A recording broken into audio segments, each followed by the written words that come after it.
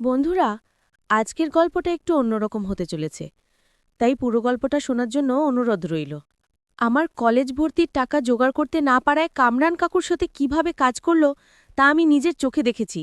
আর সেই সুযোগে আমিও বায়না ধরলাম মায়ের সাথে কাজ করব। মা প্রথমে বারণ করলে শেষ পর্যন্ত বাধ্য হল। বন্ধুরা, হয়তো তোমরা আমাকে খারাপ ভাবতে পারো, তবুও যা সত্যি তাই আজকে তোমাদের বলবো। আমার নাম আরিয়ান। এবার উচ্চ মাধ্যমিক পরীক্ষা দিলাম, কলেজে ভর্তির অপেক্ষায় আছি। আমার মায়ের নাম নুসরাত জাহান। মায়ের একটু বর্ণনা দিই। আমার মা লম্বায় 5 ফুট 5 ইঞ্চি, উজ্জ্বল শ্যামলা, যা তার সৌন্দর্যকে বহু গুণ বাড়িয়ে দিয়েছে। আমার মায়ের সামনে দিয়ে আমাদের বাড়িতে যেই আসে বা রাস্তায় গিয়ে দেখে, সবার ইচ্ছা হয়। আমার মায়ের বয়স 38, কিন্তু মাকে অনায়াসে 20 বছরের মেয়ের সাথে মিশিয়ে ফেলা যাবে। আমার বাবার নাম রাশেদ। আমার যখন 12 বছর বয়স, তখন আমার বাবা বাইরে চলে যায়, ওখানে একটা চাকরি করে। কিন্তু তেমন ভালো বেতন না হওয়ায় সামান্য কিছু টাকা পাঠায়, আর আমার দাদু বাড়ি থেকে কিছু টাকা পাঠায় মাঝে মাঝে। তাই দিয়ে কষ্ট করে আমাদের দুজনের দিন কেটে যায়। এখন থেকে 8 বছর আগে বাবা বিদেশে যায়। আমি তখন 12 বছরের বালক।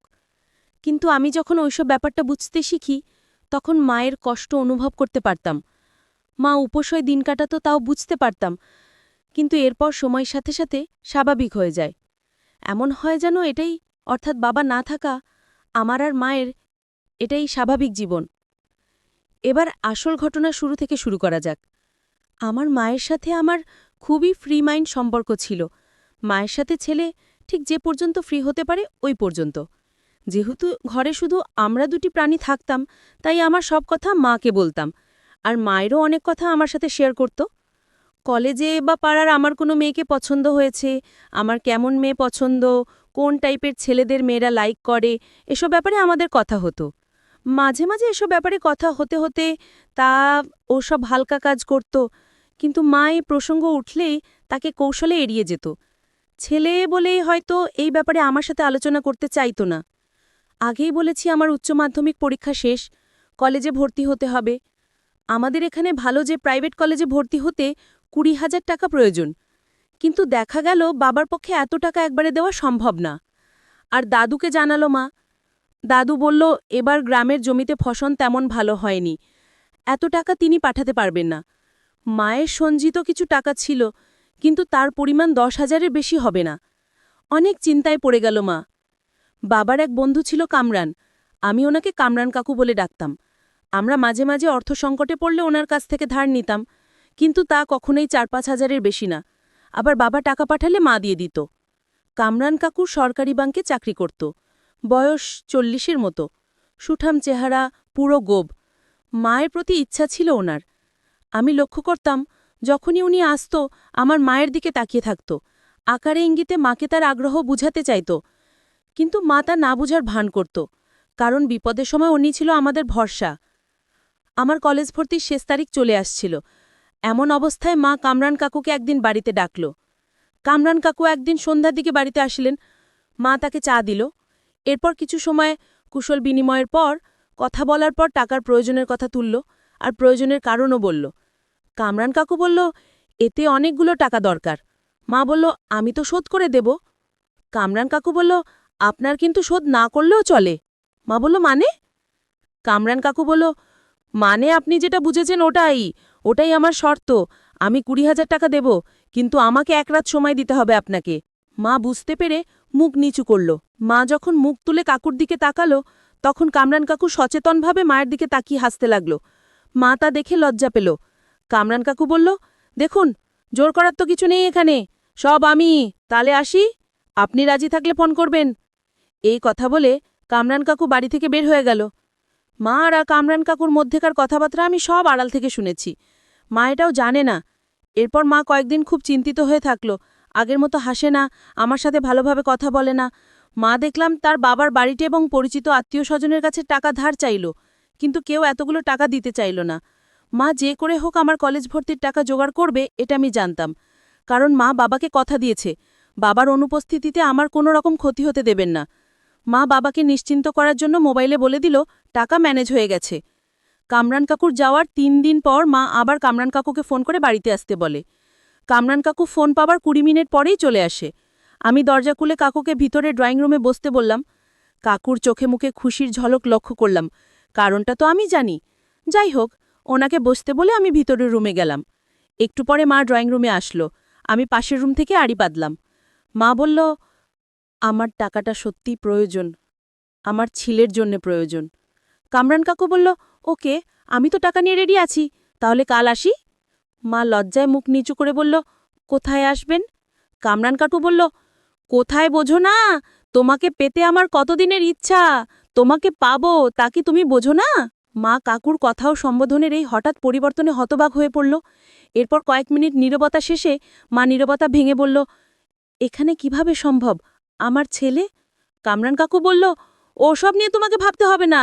কাল সকালে আমার লোক একটা ব্যাগ দিয়ে যাবে, ওই ব্যাগ খুললে সব পেয়ে যাবে।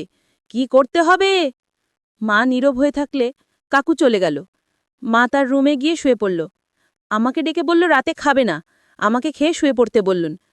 পরের দিন সকাল ১০টায় যথারীতি একজন লোক এসে দরজার কাছে থেকে একটা ব্যাগ মায়ের হাতে দিয়ে চলে গেল। মা ব্যাগটা তার রুমে নিয়ে রাখল।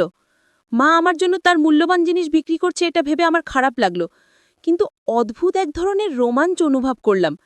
এর একটু পরে মা গোসল করতে ঢুকল। আমি একটা রিস্ক নিলাম। এই ফাঁকে মায়ের রুমে গিয়ে ব্যাগটা খুললাম। ব্যাগে দেখে নীল রঙের একটা শাড়ি, নীল রঙের একজোড়া অন্তর্বাস, একটা মেডিসিন আর একটা কাগজ। কাগজে লেখা, নুসরাত, আমার ভালোবাসা নিয়ে তোমাকে পাবার জন্য আমি অধীর আগ্রহে অপেক্ষা করছি। যেদিন তোমাকে প্রথম দেখি ওই দিন তুমি একটা নীল শাড়ি পরেছিলে, তাই আজ রাতে তোমায় আমি নীল শাড়িতে দেখতে চাই। আর ওই মেডিসিনটা তোমার ছেলেকে ১০টার দিকে কোনো লিকুইডের সাথে মিশিয়ে খাইয়ে দেবে। ওর ঘুম কাল দুপুরের আগে ভাঙবে না। কিন্তু আমি ওই দিন শরবত খেলাম না, সব বাইরে ফেলে দিলাম আর আমার রুমে ঘাপটি মেরে রইলাম। ১১টার দিকে কাকু আসলো। আমি আমার আড়িপাতা স্থানে চলে গেলাম। কাকু আর মা বসার ঘরে। মা দেখলাম নীল শাড়ি পরেছে আর স্নান করে সুন্দর করে সেজেছে। কাকু মায়ের মাথা থেকে পা পর্যন্ত দেখে মুখ থেকে ওয়াও শব্দ বের করল। মাকে বলল, এত দূরে বসে আছো কেন? আমার কাছে এসে বসো। মা তার জায়গায় বসে রইল। কাকু এবার ধমক দিয়ে বলল, কিরে, তুই আসবি না? আমি চলে যাব। মা এবার উঠে কাকুর পাশে তবে একটু দূরে গিয়ে বসল। মা কাকুকে বলল, এখানে কেন? রুমে চলুন। আমার ছেলে? কাকু হো হো করে হেসে বলল, তোমার আবার রুম কি? কাজ তো একই, তবে রুমে তো যাবেই। কিছুক্ষণ পর মা প্রায় কাঁদো কাঁদো হয়ে আকুতি করতে লাগলো। বলল, দয়া করে ওখানে করবেন না, আমি মরে যাব। কাকু বলল, তুমি মরলে মরুক, আতে আমার কি? একটু ভেবে আবার বলল, ঠিক আছে, আমি আজ খুব খুশি, তাই তোর এই কথা রাখলাম। কিছুক্ষণ পর আবার কাকুর সময় ঘনিয়ে আসছে। আমি তারপর নিজের রুমে গিয়ে বিছানায় শুয়ে পড়লাম। এতক্ষণ কি দেখলাম তা মনে করে অনেক কিছু ভাবলাম। আমার স্নেহময়ী মাকে শুধু মনে আসতে লাগলো। মায়ের কথা মনে করে আমার খুব কষ্ট লাগলো। পরক্ষণে মাকে নিয়ে এসব কি ভাবছি তা মনে করে অপরাধ বোধ হতে থাকলো। কিন্তু যে মা বাবার অবর্তমানে তার বন্ধুর সাথে, সেই মাকে নিয়ে এসব ভাবার দোষ নেই, এটা বলে নিজেকে বুঝলাম। কিন্তু আবার মনে হলো মা তো আমার জন্য এসব করল। এভাবে উথাল পাথাল করতে লাগলো আমার মন। মাকে সেবা যত্ন করার ইচ্ছা আমাকে কুড়ে কুড়ে খেতে থাকলো। সেই সিদ্ধান্ত নিলাম, মা যখন বাবার অবর্তমানে, তার সব দায়িত্ব আমার হওয়া উচিত। ঘুম আর আসলো না। সারা রাত মায়ের কথা ভেবে কাটালাম। এক ঘুমে দুপুর ২টায় ঘুম থেকে উঠে গোসল করার পর খাবার টেবিলে গিয়ে দেখলাম আমার খাবার দেওয়া। মায়ের অদ্ভুত পরিবর্তন। নিজে খেয়ে নিজের রুমে শুয়ে আছে, আমাকে একবারও ডাকলো না। যাই হোক, আমি খেয়ে নিলাম। মায়ের দরজার কাছে গিয়ে দেখলাম মা আমার পিছন ফিরে ঘুমিয়ে আছে। আমি মায়ের দিকে একমনে তাকিয়ে থাকলাম। অনেক কষ্টে নিজেতে সংযত করলাম। এভাবেই দিন কাটতে লাগলো। মা আর আগের মতো আমার সাথে কথা বলে না। আমার হাতে কাকুর দেওয়া কলেজ ভর্তির টাকা দিল। আমি টাকা কোথায় পেয়েছো এটা মায়ের কাছে জিজ্ঞাসা করলাম না, কারণ আমি তো জানি। আমি টাকা জমা দিয়ে কলেজে ভর্তি নিলাম। ৩ মাস পর ক্লাস শুরু। এভাবে চলতে লাগলো। আমি লুকিয়ে জুড়িয়ে শুধু মাকে দেখে যাচ্ছি আর নিজেকে নিজেই শান্ত করছি। মায়ের ঘর ঝাড়ু দেওয়া, কাপড় কাচা, ঘুম, রান্না সবই ছিল মায়ের জন্য। ইদানিং দেখি মা তার ঘরের দরজা বন্ধ করে ঘুমায়, যা আগে করত না। আমার ধারণা মাও নিজেকে নিজে শান্ত করে, আবার অন্য কিছুও নিতে পারে। কাকুর ওই দিনের ব্যবহারে মায়ের ইচ্ছা আবার জেগে উঠেছে। এমনি করে ১০-১২ দিন কেটে গেল। একদিন বিকেলে বন্ধুদের সাথে আড্ডা দিয়ে আমি বাড়িতে আসলাম। দুপুরের দিকে মা ঘুমিয়ে থাকলে আর আমি বাইরে গেলে আমি আর মাকে ডাকি না, তালা দিয়ে চাবি নিয়ে বাইরে চলে যাই। বেশি দূরে না গেলে এটা করি। বাড়িতে কেউ আসলে মা ফোন করে, আমি এসে খুলে তাকে ভেতরে নিই। সেরকম তালা খুলে আমি সন্ধ্যায় বাড়িতে ঢুকলাম। ঢুকে যা দেখলাম তাতে আমার চক্ষু ছানা বড়া। মা তার রুমে ঘুমিয়ে আছে। আমার মনে হয় রুমে দরজা লাগাতে ভুলে গেছে। মা শুধু একটা নিজের পোশাক পরেছে, আর কিচ্ছু নাই। আমি একবার ভাবলাম দৌড়ে গিয়ে মায়ের কাছে যাই, কিন্তু অনেক কষ্টে নিজেকে সংযত করলাম। কিন্তু মনে মনে প্রতিজ্ঞা করলাম, আমি যদি পুরুষ মানুষ হই, আজকালকের মধ্যে আমার মনের কথা মাকে বলে দেব। এই কথা ভেবে মায়ের রুমের দরজাটা চেপে দিয়ে ড্রয়িং রুমে বেডরুমে ঢুকলাম। আমাদের বাড়িতে দুটো বেডরুম, একটা মায়ের রুমে আর একটা ড্রয়িং রুমে। গিয়ে নিজেকে ঠান্ডা করলাম। মা বুঝতেও পারল না আজকে আমার অবস্থা। পরের দিন দুপুরে খাওয়ার পর মা তার রুমে বসে একটা কাঁথা সেলাই করছিল। আমি সংকল্প করলাম, আজ হয় এসবার নয় 10 বার, আজ যে করে হোক মাকে দিয়ে আমার কাজ করা হবে। মায়ের রুমে গিয়ে কি করব তা চিন্তা করতে লাগলাম আমার রুমে বসে। কিছুক্ষণ পরে মায়ের রুমের দিকে পা বাড়ালাম। আমি মায়ের রুমে গিয়ে মায়ের পাশে বসলাম।